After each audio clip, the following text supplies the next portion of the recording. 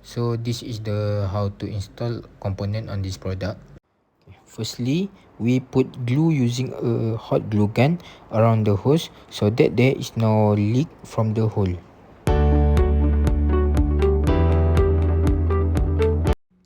Second, make a round hole according to the size of the fan and attach the fan to the hole and make sure the fan is suitable to be placed.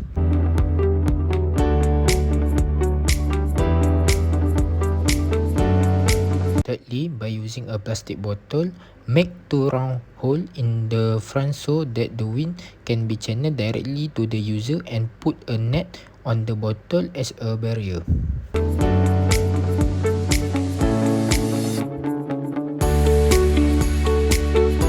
We have provided hose and plastic bottle to drain the ice that turn into the water.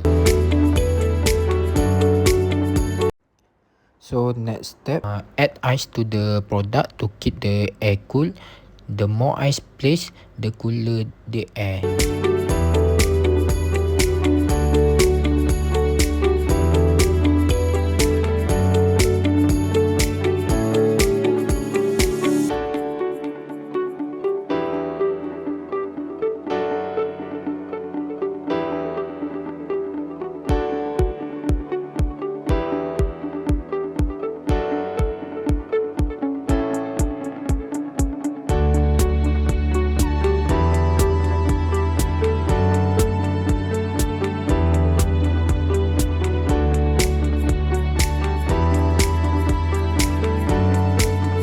After that, we will be able to feel the cold air flowing after putting the ice.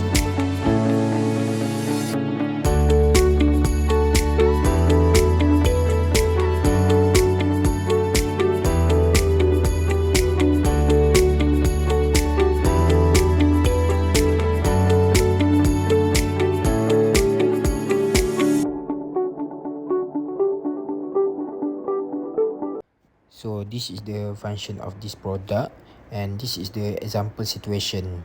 To use this product, just press the button and can choose the fan speed level. So this is a project from our group that's called mini portable air conditioner. And lastly, thanks for watching this video.